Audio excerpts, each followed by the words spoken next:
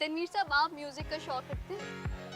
Music खैर तो रखना अभी तो चाहिए क्योंकि खान साहब खुद बहुत म्यूजिक के शौकीन हैं। हाँ, तो वो मैं ये कह रहा हूँ कि हमारी ज़िंदगी में तो इतना म्यूज़िक बज रहा है आजकल कि म्यूज़िक ही म्यूज़िक है हर तरफ। क्या साहब, आप बताएं आपकी ईद कैसी गुजरी? ईद पॉलिटिशियन की क्या होती है? पॉलिटिशियन की ईद जो है वो पब्लिक के लिए होती है।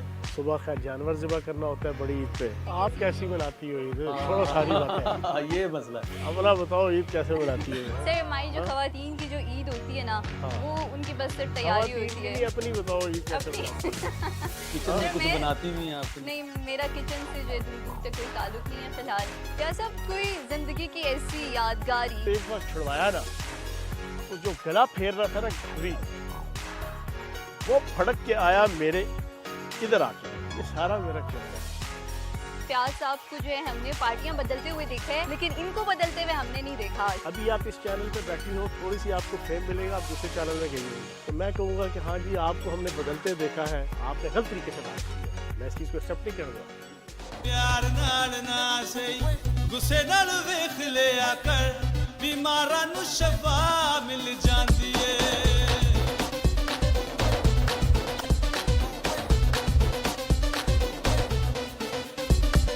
प्यार नाल ना सही गुस्से नाल वेख लिया कर, बीमारां नू शफा मिल जांदी है।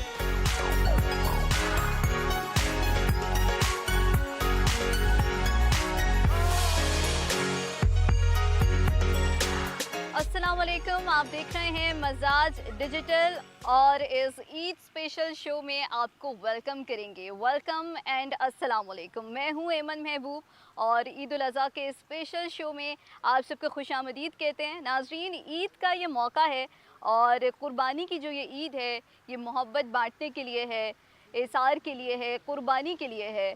ना सिर्फ जानवरों की कुर्बानी, बल्कि आप अपनी किसी भी ऐसी आदत की कुर्बानी कर सकते हैं, आप अपनी किसी बुराई की कुर्बानी कर सकते हैं, आप किसी ऐसी अपने अंदर से कोई ऐसी चीज़ की कुर्बानी कर सकते हैं जिससे आगे चल के ज़िंदगी में आपको जो है वो कुछ आसानियाँ मिल सकें, आपको कोई ऐसी जो है लाइफ में कोई अचीवमेंट मिल सके। तो ये बहुत ज़रूरी है कि हम अपनी ज़िंदगी से नेगेटिविटी को जो है वो माइनस करें। आज हम इसी तरह का कुछ शो करने जा रहे हैं, सियासत से बिल्कुल बालातर होगा, बहुत ही मज़े की गुफ्तगू होगी, बहुत ही हंसी मजाक होगा और ईद के इस मौके को हम जो है वो पुरजोश तरीके से अपने मेहमानों के साथ जो है वो मनाएंगे। और हमें आज बहुत ही जो है वो स्पेशल हमारे गेस्ट हैं जिन्होंने हमें टाइम दिया है। ईद के इस मौके पर भी हमारे लिए उन्होंने वक्त निकाला है। सबसे पहले हम आपका तारुफ़ करवाएंगे, वैसे किसी तारुफ़ के मोहताज नहीं है। तनवीर असलम राजा साहब मेंबर ऑफ पंजाब असम्बली हैं और पाकिस्तान तहरीक इंसाफ से इनका ताल्लुक़ है। सर, बहुत शुक्रिया हमें वक्त देने के लिए। इसी के साथ साथ हमारे साथ एक बहुत ही जो है वो मारूफ सिंगर भी मौजूद हैं। आप बेशक उनको पसंद भी करते होंगे, उनके गाने भी लाइक करते होंगे, मुख्तलिफ शोज़ में आपने उनके पेरेंट्स देखी होगी, मुख्तलिफ टीवी चैनल्स में जो हैं वो डिफरेंट शोज़ में आ चुके हैं और आप बिल्कुल उनको बहुत प्यार भी करते होंगे। अमीन अब्बास साहब हमारे साथ मौजूद हैं। सर, बहुत शुक्रिया टाइम देने के लिए। आपका बहुत बहुत शुक्रिया। मेरी तरफ से आपको बहुत बहुत ईद मुबारक। Thank you और so मेरे much. देखने वाले और सुनने वालों को मेरी तरफ से बहुत बहुत ईद मुबारक। Thank you so much. Tanveer साहब, ईद का ये मौका है, आप एक सियासतदान हैं, मेंबर ऑफ पंजाब असम्बली हैं, ईद का दिन भी जो है वो आपका सियासत में गुजर जाता है या कुछ डिफरेंट करते हैं? ईद के दिन ये है कि टिपिकल पॉलिटिकल एक्टिविटी नहीं होती, लेकिन ईद के दिन समटाइम्स ऐसा होता है, जैसे आपको पता है पीटीआई का जो है टाइम इस तरह से चल रहा है कि हमारे बहुत सारे लोग जेलों में हैं और बहुत सारे लोग शहीद हो गए इस सारी तहरीक में। तो हम कोशिश करते हैं कि ईद का दिन उनके साथ मनाएं और ऐसे लोग जो जेलों में उनकी फ़ैमिली को जाके थोड़ा बकअप करें या जो शहीद हो गए उनकी फ़ैमिली के साथ जाके इज़हार यकजहती करें। तो बाकी जो नॉर्मल रूटीन होती है ईद की, नमाज़ पढ़ी, हल्के के लोगों से मिले, फिर अभी जैसे कुर्बानी की ईद है फिर कुर्बानी करेंगे, फिर उसके बाद शाम में यही जो मैंने आपको एक्टिविटी बताई कि जाना, लोगों से मिलना, तो बस थोड़ा वो सियासी भी और कैजुअल भी हो जाता है। अच्छा सर, हम वैसे कहते हैं सियासत से बालातर होकर चलते हैं, लेकिन जब हम एक जगह बैठते हैं जहाँ पर सियासतदान मौजूद होते हैं और ख़ुद भी हमारा जो ताल्लुक़ है सहाफ़ियों का वो इनडायरेक्टली सियासत के साथ है, तो बिल्कुल कुछ सियासी बातें भी हुई जाती हैं। तो मैं ईद के हवाले से ही आपसे पूछूंगी कि अभी जो टाइम चल रहा है पीटीआई में, पाकिस्तान तहरीक इंसाफ के ऊपर बहुत सी ऐसी मुश्किलें हैं और बहुत से ऐसे रास्ते हैं जो उनके ऊपर तंग किए गए हैं, तो आप क्या समझते हैं कि अब की ईदें थोड़ी मुख्तलिफ हैं पीटीआई की पुरानी ईदों से? देखिए, सबसे इम्पोर्टेंट चीज़ जैसे हम हर ईद पे ये कहते हैं कि हमारी जो ईद है वो इमरान खान के बगैर कभी भी अच्छी नहीं हो सकती। तो चूँकि एक इस्लामी त्यौहार है, हमारे मज़हब में है, सोसाइटी में है, कल्चर में है, तो हम उसको मनाते तो हैं, लेकिन वो वाली बात नहीं होती, वो वाला मज़ा नहीं होता। बिकॉज़ हम जितने भी पीटीआई के लोग हैं, सबसे पहले खान साहब जब भी वो ईद पे बाहर होते थे, वो कुर्बानी करते थे, उनकी वीडियोज़ आती थी, तस्वीरें, कोई ना कोई स्टेटमेंट आता था। तो खान साहब के साथ जब हमारी अटैचमेंट इतनी ज़्यादा, तो फिर हमें, जैसे आपकी फैमिली का एक मेंबर ईद पे आपके साथ ना हो या जेल में हो किसी मुश्किल में, तो आप वो फील करते हैं। तो हर ईद हम जो है वो अपने लीडर खान साहब के नाम करते हैं और ये कहते हैं कि खान साहब के बगैर ईद की वो बात नहीं है। बट लेकिन क्या कह सकते हैं, थोड़ा बहुत सेलिब्रेट तो करना होता है, तो वो एक टिपिकल तरीके से कर लेते हैं, लेकिन वो बात नहीं होती। तो असल ईद तो हमारी तब होगी जिस दिन हमारा लीडर इमरान खान इंशाल्लाह जेल से बाहर आएंगे और जिस दिन हम उनको रिसीव करेंगे, तो असल ईद तो हमारी उस दिन होगी।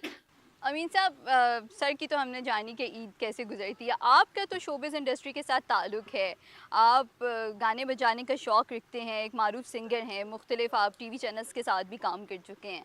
आप ईद पर क्या करते हैं? बिज़ी होते हैं शोज़ वगैरह में, या ईद आपकी थोड़ी सी जो है वो सुकून में गुजरती है? सुकून में तो ज़ाहिर बात है कि ईद एक बहुत खुशी का मौका है, सुकून मिलता है, जिसमें हम सुबह नमाज़ पढ़ के कुर्बानी करते हैं, फिर कुर्बानी करके जो मुस्तहिक लोग हैं उनको वो गोश्त वगैरह तकसीम करते हैं। फिर हमारी जो रात को पार्टियाँ शुरू होती हैं, जिसमें प्रोग्राम्स लोग रखते हैं अपने घरों में, तो साथ में लोग बारबेक्यू करते हैं और साथ में म्यूज़िक एंजॉय करते हैं।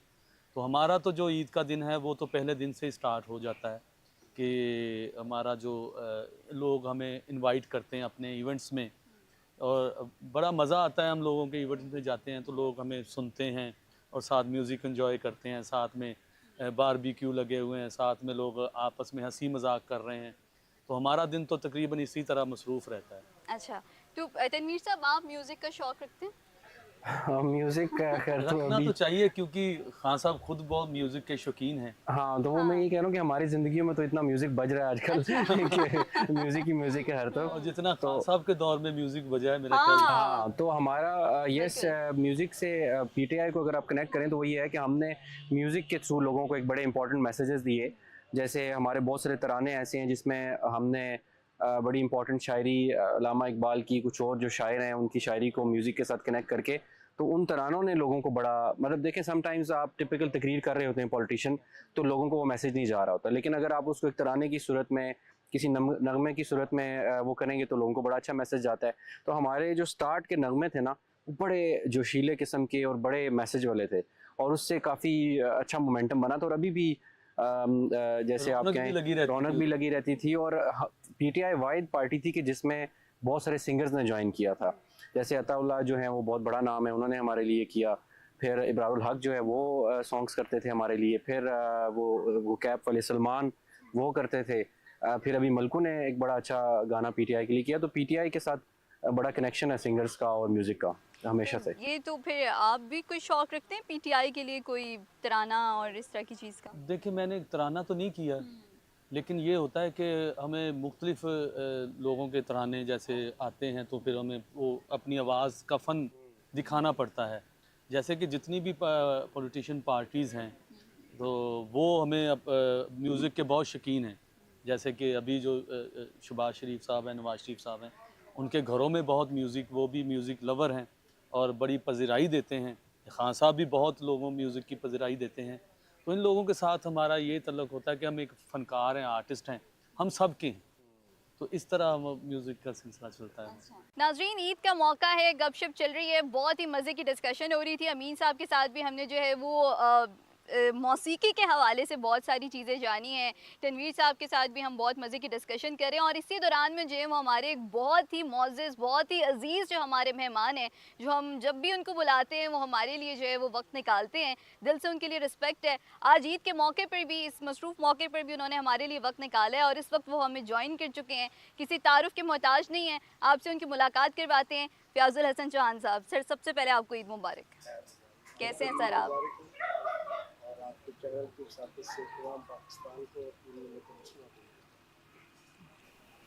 और इसी के साथ साथ इस वक्त हम जहाँ पर मौजूद हैं, BKR रेस्टोरेंट के जो ऑनर हैं उन्होंने भी हमें ज्वाइन किया है। महमूद साहब सर, बहुत शुक्रिया आपने हमें ज्वाइन किया। जी बहुत शुक्रिया। सर, ईद के मौके पर जो सबसे हम बड़ी ईद का जब नाम सुनते हैं बकरा ईद, तो सबसे पहले हमारे जो जहन है उनमें सबसे पहले जो है मज़ेदार खानों का जो है हम तस्वुर करते हैं।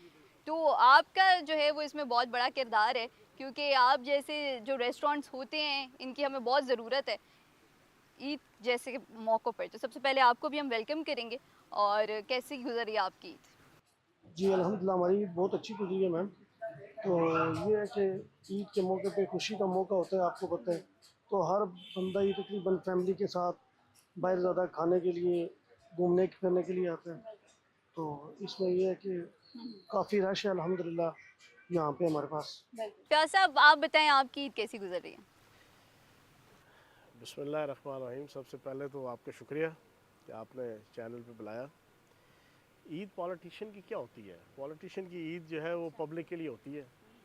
और सुबह खैर जानवर ज़िबा करना होता है बड़ी ईद पे, और उसके बाद जनाब आपकी जितनी फोतियाँ हुई होती हैं हल्के में, आपने उनकी दुआओं पे जाना है, लोगों की गमियों के अंदर शरीक होना है, और उनसे मिलना, उनको ढारस बंधाना, और बस यही है पब्लिक डीलिंग। बाकी मैं थोड़ा सा कुक हूँ, पैशन है मुझे कुकिंग का। तो हम जनाब थोड़ा सा जनाब पहला काम करते हैं, कलेजी जनाब अपने हाथों से बनाते हैं अच्छा। फैमिली के लिए, अपने लिए भी। हम्म। तो इतनी देर में कसाई फारिग नहीं होता जितनी देर में कसाई के आगे जनाब कलेजी आ जाती है खाने के लिए। तो बस यही सारा कुछ होता है। सही। तनवीर साहब, आपका आगाज़ भी कलेजी से होता है? ऐसा ही है, मतलब कुछ ना कुछ बना होता है। कलेजी से तो नहीं होता, मुझे तो खैर कलेजी पसंद नहीं है। अच्छा, आपको नहीं पसंद? हाँ, तो फिर आप क्या नाश्ता करते हैं ईद वाले दिन? ईद वाले दिन सुबह तो मेरा ख्याल है मीठे से स्टार्ट होता है, नमाज के बाद जो टिपिकल नाश्ता होता है। उसके बाद फिर दिन में ऑब्वियसली जब कुर्बानी हो जाती है तो फिर वो कुर्बानी का गोश्त वगैरह जो भी बनाते हैं, थूम गोश्त वगैरह, इस तरह की चीज़ें मेरी तो वो फेवरेट है, तो उससे फिर स्टार्ट करते हैं। अच्छा प्यार साहब, हम म्यूज़िक पे डिस्कशन कर रहे थे, क्योंकि अमीन साहब हमारे साथ मौजूद हैं। वो बहुत ही जाने माने सिंगर हैं, मारूफ सिंगर हैं, बहुत सारे टीवी शोज़ के साथ भी काम कर चुके हैं। तो मौसीकी का शौक़ रखते हैं आप भी? देखिए, जितनी कोई पाकिस्तान की देसी म्यूज़िक है लाइक करते हैं। बाहर का भी म्यूज़िक अगर कोई पसंद आए तो उसको बस दिल पे नहीं लगाते, उसकी मोहब्बत का शिकार नहीं होते, बस सुनने की हद तक है। लेकिन म्यूज़िक एक ऐसी चीज़ है कि अगर तो सही मायनों में म्यूज़िक होगा ना तो वो दिल को भाएगा, वो दिल को भाता है। अपनी तरफ से मैं वज़ीर सकाफ़त था तो वो मेगा को एक दफ़ा जनाब बुखार चढ़ गया कि जनाब मैं स्टेज ड्रामों के अलावा जनाब गा भी सकती हूँ। अच्छा। उनके लिए हमने एक प्रोग्राम प्रॉपर रखा अलहमरा में। वो क्या कहते हैं, मशरकी पंजाब से हमने सिख गुलकार मंगवाया। तो बहरहाल प्रोग्राम उन्होंने अच्छा किया, लेकिन चीज़ साबित हुई कि वो अदाकारा है, गुलकारा नहीं है। अच्छा। तो जो गुलकार होता है ना वो अपना आप मनवा लेता है, ठीक है ना। कोई भी फ़नकार हो, किसी भी फ़न का जना फ़नकार हो, वो मनवाता है। तो मौसीकी अगर अच्छी होगी तो दिल को लगती है। अब आपने इनका बताया, अब इनको भी सुनेंगे तो पता चलेगा जरा ये कितने बड़े कलाकार बिल्कुल हैं। बिल्कुल, इनसे हम ज़रूर जो है वो सुनना चाहेंगे गाना। अच्छा, बचपन की ईद की हम बात कर रहे थे कि बचपन की ईद बिल्कुल जो है वो डिफरेंट होती है। बचपन में आपने कभी सोचा कि मैं बड़ा होकर जो है वो सियासतदान बन जाऊंगा? माशाल्लाह से अभी आप एमपीए हैं, तो आप क्या सोचते हैं कि वो बचपन के टाइम की जो ईद थी और अब कितना मुख्तलिफ हो गई है ईद, ज़िंदगी कितनी बदल गई है? हाँ, बचपन की ऑब्वियसली डिफरेंट होती है, और बीइंग पॉलिटिकल पर्सन बिल्कुल ही डिफरेंट होती है। आप पॉलिटिशियन ना भी हों तो बचपन की और बड़े होने में ये होता है कि बचपन में आप एज अ चाइल्ड ईद को एंजॉय करते हैं, जब आप बड़े हो जाते हैं तो फिर आप बच्चों के लिए ईद अरेंज करते हैं। तो अगर आप पॉलिटिशियन हैं तो फिर आपकी वो बच्चों और बड़ों वाली भी नहीं है, बिल्कुल डिफरेंट होती है कि आपने फिर पब्लिक को टाइम देना है, अपने पब्लिक के लिए, ईद को भी पब्लिक के लिए करना है। तो वो ऑब्वियसली हर फेज़ में ईद डिफरेंट हो जाती है। तो बचपन की ईद में ऑब्वियसली सबसे ज़्यादा एक्साइटिंग चीज़ बच्चों के लिए होती थी कि वो जाएंगे, घूमेंगे फिरेंगे, रिश्तेदारों के जाएंगे, नानी के जाएंगे, दादी के जाएंगे, चचा मामू ताया के जाएंगे। लेकिन जब अब हम आ गए हैं पॉलिटिक्स में और बीइंग पॉलिटिशियन, तो फिर हमने अपने हलके में जाना होता है या लोग मिलने आ रहे होते हैं। सबसे पहले मस्जिद में ही सुबह लोगों से मुलाकात होती है।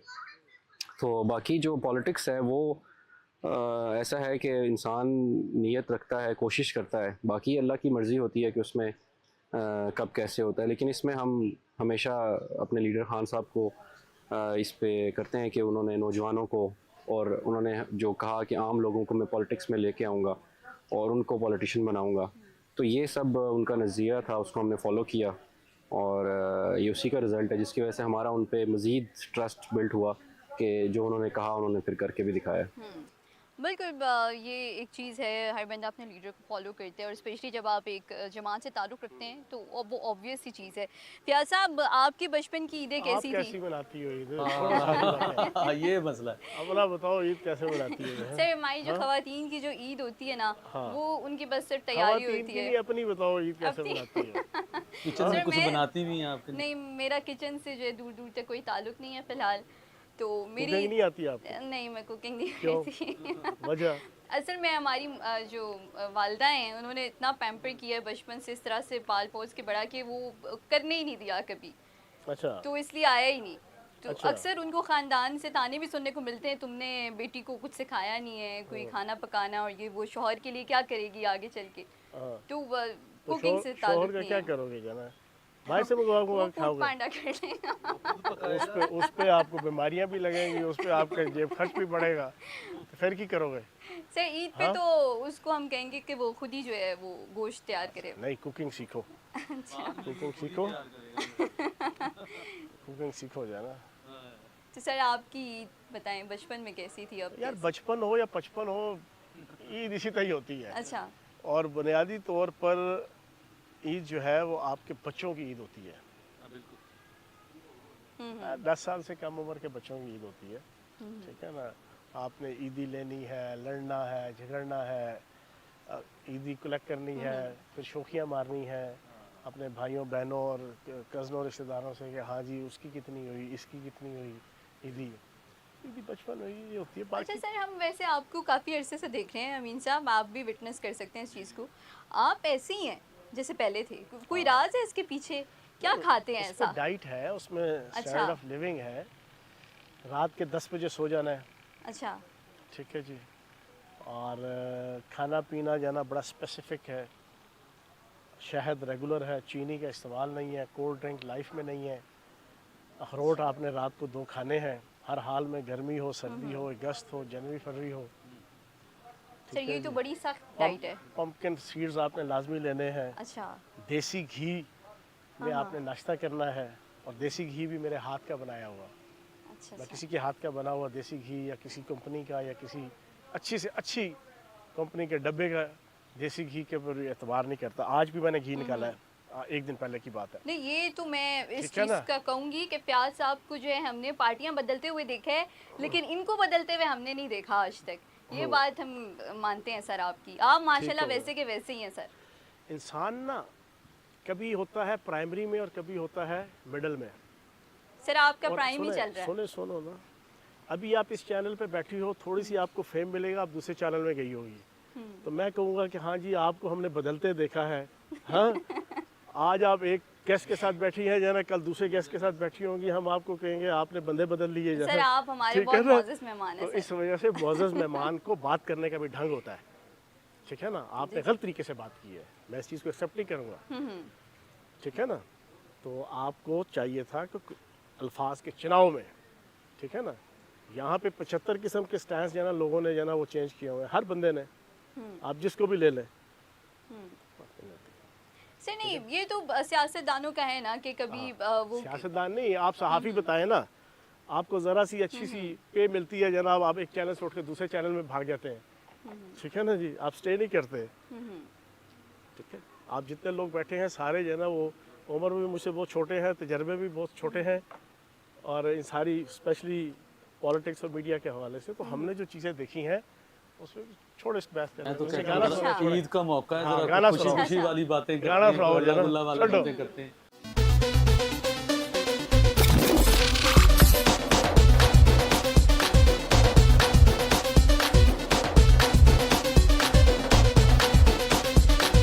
प्यार नाल ना सही गुस्से नाल वेख लिया कर बीमारां नू शफा मिल जांदी ਏ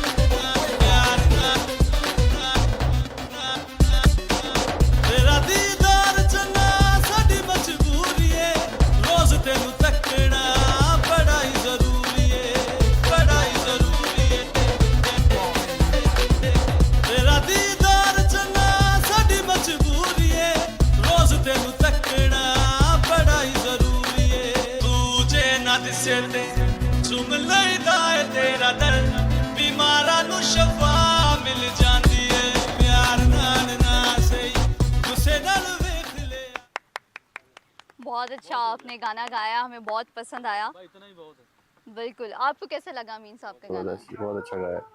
फयाज साहब आप बताइएगा। अच्छा गाना है, अच्छा लगा। फनकार आदमी है। Thank you. बहुत शुक्रिया। अच्छा गाना चूज आपने बहुत अच्छा किया गाने के लिए। गाने मैंने के जो कहा- बोल थे वो गुस्से में है, मैंने कहा प्यार गुस्से ईद का मौका है और ईद के मौके पर जो वो खुशियाँ बिखेरनी चाहिए, एक दूसरे के साथ जो है प्यार बांटना चाहिए, एक दूसरे का ख्याल रखना चाहिए।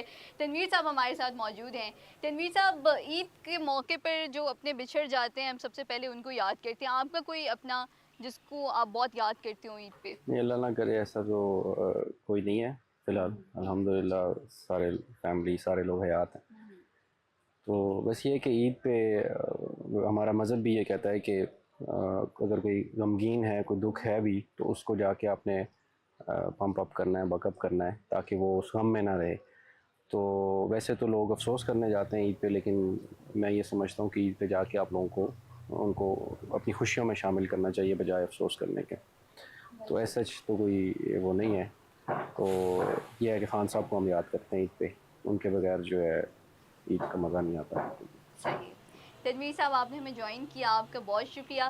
तनवीर साहब के पास वक्त कम है तो हम इनको इजाज़त देंगे। आपने हमारे लिए वक्त निकाला, हम आपके बहुत शुक्रगुजार हैं सर। क्या साहब, कोई ज़िंदगी की ऐसी यादगार ईद जो आप कहते हो कि वो मेरी ज़िंदगी की सबसे यादगार ईद थी, कोई ऐसा किस्सा? यार यादगार इस तरह है कि वो मैं पढ़ता था मेरे ख्याल 8वीं में, तो हमने एक दांद जनाब उसको ज़िबा किया, वेड़ा था कम से कम कोई 10 मन का, तो तकरीबन कोई 7 फुट ऊंचा और जनाब 10-12 फुट लंबा।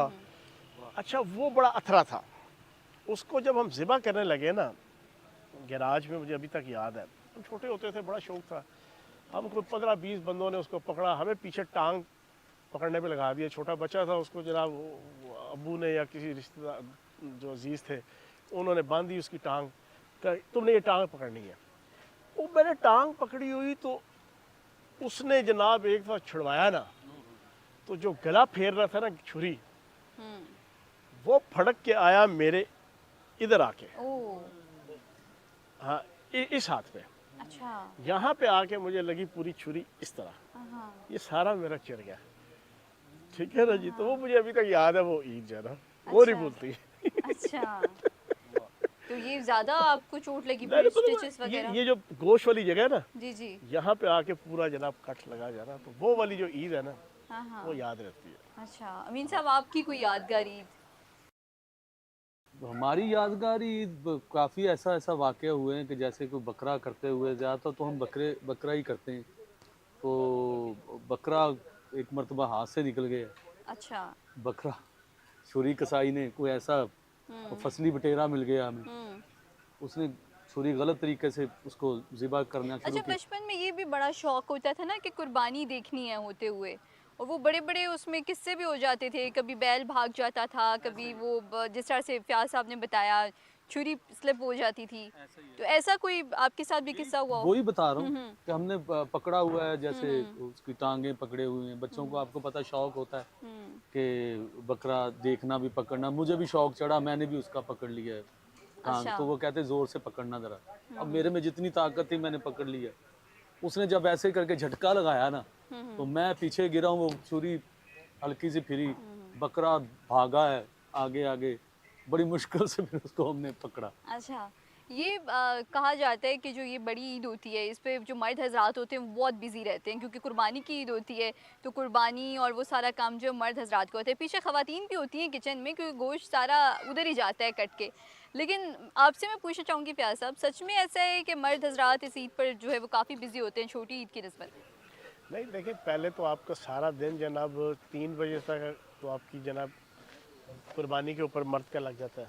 ठीक है ना जी। और अक्सर मर्दों का तो 3 बजे तक कसाई तलाश करने पे जना वक्त लग जाता है। जैसे कसाई भी नहीं मिलते जो ना ईद पे, जिन्होंने तो पहले से हायर किए हो या बुक किए हो उनको तो चलो मामला चल जाता है, जिन्होंने एंड टाइम पे तलाश करने होते हैं, ये एक मुसीबत होती है मर्द के लिए। मिल जाए तो उसके बाद फिर उसको ज़िबा करना, बाकी वो अपना अपना शौक़ होता है। बाज़ लोग बड़े शौक़ से करते हैं, मुझे ज़िबा करने का कोई शौक़ नहीं है, ना मुझे चमड़ी उतारने का, मैं सिर्फ खड़ा होकर देखता हूँ। बाज़ लोग होते हैं बड़े शौकीन, मेरे से बड़े भाई हैं वो ब्रिगेडियर साहब, वो छोटे छोटे हम होते थे जो ना, उसकी ज़िद होती थी अब्बू से कि मैंने छुरी भी फेरनी है, मैंने चमड़ी भी उतारनी है। हमारी ये ज़िद नहीं रही कभी भी। मैं तो आज तक ना कभी चमड़ी उतारी, ना कभी जनाब छुरी फेरी। ठीक है जी, खड़े हो गए कसाई के साथ, जो दुआ करनी है कर ली। हमसे नहीं ये काम होता। मैं तो मुर्गी क्या कबूतर नहीं पकड़ सकता, मैं इतना सेंसिटिव हूँ, इतना जैसे कहते हैं ना ज़हनी और अमली तौर पे मैं नरम हूँ कि मैं मुर्गी नहीं पकड़ सकता। सर, पाकिस्तान के हवाले से भी मैं आपके साथ थोड़ी सी गुफ्तगू करना चाहूँगी। पिछली ईद हमने देखी और इस ईद तक हम पहुँचे। इसके दरमियान जो कामयाबी पाकिस्तान ने समेटी, जो नाम जो हर एक इंसान, मैं कहती हूँ हर एक आम इंसान भी चाहता था कि पाकिस्तान इस हैसियत से पहचाना जाए और इस रैंक पर हो।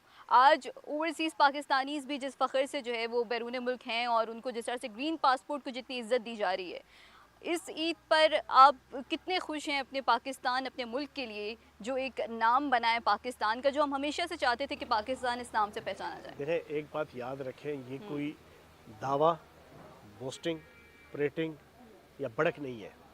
ये रियलिटी है कि मई 2025 के बाद पूरी दुनिया के अंदर पाकिस्तान की, पाकिस्तानियों की, पाकिस्तानी पासपोर्ट की इज़्ज़त में इजाफा हुआ है। वरना जितना नीच, माज़ल्लाह मजबूरी के तहत मैं ये लफ्ज़ ले रहा हूँ, जितना नीच इंटरनेशनल पॉलिटिक्स के अंदर, इंटरनेशनल सिनारियों में पाकिस्तान को या पाकिस्तानियों को या पाकिस्तानी पासपोर्ट को समझा जाता था मई 2025 से पहले, आज पूरी दुनिया में लोग फ़ख्र के साथ, अमेरिका हो या अफ्रीका, हिंद हो या सिंध, बिल्कुल है। जो पाकिस्तान का नाम और पाकिस्तान की इज़्ज़त है वो फील्ड मार्शल हाफिज़ सैयद आसिम मनीर की वजह से। बिल्कुल, ये बात माननी पड़ेगी।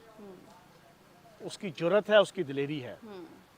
हमने 27 फरवरी 2019 भी देखा था कि पाकिस्तान ने फतह हासिल की थी, लेकिन उस फतह को शिकस्त तो नहीं, लेकिन उसके ऑब्जेक्टिव गेन नहीं कर सके, उसके समरात गेन नहीं कर सके कि आपकी जनाब लीडरशिप जो है ना वो डरपोक थी। एक वज़ीर ख़ारजा बरतानिया का था, उसका फ़ोन आया मुल्क के वज़ीर आज़म को कि फ़ौरन अभिनंदन को छोड़ दो। एक लम्हा नहीं लगाया, अभिनंदन छोड़ दिया। हालांकि पाकिस्तान के पास मौका था कि 16 दिसंबर को सकूते ढाका से लेके आपका जनाब कुलभूषण सिंह यादव तक जो पाकिस्तान के ख़िलाफ़ इंडिया साजिशें करता रहा। अभी आप देख लेना, ये धुरिंदर 1, धुरिंदर 2, अगले ओपनली मानते हैं कि हम पाकिस्तान को तोड़ रहे हैं, अगले ओपनली कहते हैं कि हम बलूचिस्तान के अंदर BLA को सपोर्ट कर रहे हैं, अगले ओपनली कहते हैं हम TTP को सपोर्ट कर रहे हैं, अगले ओपनली कहते हैं हम PTM को सपोर्ट कर रहे हैं। तो वो मौका था हमारे पास, हम उसको पकड़ के रखते। अगले 5, 6, 7, 8, 10 साल हम उसको एक स्टैचू बनाकर पूरी दुनिया में इंडिया की ज़िल्लत और रुसवाई का एक इस्तारा बनाते। लेकिन हमारा वज़ीर आज़म डर गया। बरतानी वज़ीर ख़ारजा का फ़ोन आया, अमेरिकन से ड्यूटी लगाई। मोदी ने मिन्नत की अमेरिका की कि यार हमारा पायलट छुड़वाओ। उसने कहा अच्छा, जिनका बंदा है उन्हीं को कहता हूँ। वो बरतानिया वालों का फ़ोन आया, एक लम्हा नहीं लगाया, छोड़ दिया। अपोजिशन ने पूछा on the floor of the house assembly में कि भाई जी क्यों? तो आगे से कहा कि क्या मैं फिर हमला कर दूं इंडिया पे? सुना आपने? सारों ने सुना। एक वो दिन थे, एक आज का दिन है। फील्ड मार्शल आसिम मनीर ने जब पहलगाम का पूरा झूठा ड्रामा हुआ और इंडिया ने धमकियां देना शुरू की, उसने कन्वेंशन सेंटर के अंदर खड़े होकर ओवरसीज़ पाकिस्तानियों को बुला के इस तरह हाथ करके कहा था, मोदी तुम्हारी 7 नस्लें भी पाकिस्तान का कुछ नहीं बिगाड़ सकती। और फिर वाड़ के रख दिया पूरे इंडिया को। जब इंडिया ने जनाब पाकिस्तान के ऊपर मैली नज़र से देखा, तो जनाब ये अफवाज पाकिस्तान, पाकिस्तान के फ़ौज के जवान और अफसर और फील्ड मार्शल आसिम मनीर के सदक़े आज पाकिस्तान का नाम, पाकिस्तान की इज़्ज़त, पाकिस्तान का वक़ार, पाकिस्तान की डिग्निटी और पाकिस्तान का सब्ज़ पासपोर्ट वो इज़्ज़त का जनाब काबिल है। और यकीन जाने, मुझे 20 लोगों ने, आज मेरा एक रिश्तेदार जनाब अमेरिका से आया, उसने कहा कि यूरोप, अमेरिका, हॉलैंड, जर्मनी, जहाँ पे लोग देखने के रवादार नहीं थे पाकिस्तानियों को, आज नाम ले लो, कहते पाकिस्तान इज़्ज़त के साथ बिहेव करेंगे, एहतराम के साथ बिहेव करेंगे। तो ये अल्लाह का शुक्र है ना। बिल्कुल, ये फ़ख्र है हमारे लिए भी एक बहुत, क्योंकि एज़ अ पाकिस्तानी हम बहुत फ़ख्र महसूस करते हैं और हमारे अंदर ये जज्बा है, एक जुनून है कि अपने पाकिस्तान के लिए हम कुछ करें और वो हम ऐसे ही कर सकते हैं कि हम अपनी रियासत को सपोर्ट करें, अपनी अफवाज का साथ दें जो दिन रात हमारे लिए जो है वो हमारे मुहाफ़िज़ बन के खड़े हैं सरहदों पे, हमारे लिए जो है वो शहादतें अपने नजराने पेश कर रहे हैं, हमारे जो जवान हैं सरहदों पे हमारी हिफाजतों के लिए खड़े हुए हैं। तो हमारा जो एज़ अ जो है सिटीज़न्स जो हैं पाकिस्तानी, बहुत एक रोल बनता है कि हम भी पाकिस्तान के लिए कुछ करें। तो इस ईद के मौके पर ये बहुत ज़रूरी है कि हम ना सिर्फ ईद की खुशियों में जो है वो खुश हो रहे हैं, सेलिब्रेशन कर रहे हैं, लेकिन यहाँ पर बहुत ज़रूरी है कि हम अपने मुल्क के ऊपर भी जो है वो एक नज़र डालें और अपना रोल जो हमने प्ले करना है उसके ऊपर भी ध्यान दें। तो ये हमारा एक ईद का शो था जिसमें हमने हंसी मजाक किया, हमने बहुत एक खूबसूरत जो है वो गाना भी पेश किया। अमीन साहब ने, फ़याज़ुल हसन साहब हमारे साथ मौजूद थे। सर, आपका बहुत शुक्रिया, आपने हमें वक्त दिया, बहुत अच्छा वक्त गुजरा आपके साथ। और असद साहब भी हमारे साथ मौजूद थे, बहुत मज़ेदार खानों के जो हैं वो इन्होंने हमें रेसिपीज़ भी बताई और बहुत बताया कि किस तरह से हम गोश्त खा सकते हैं ईद पे।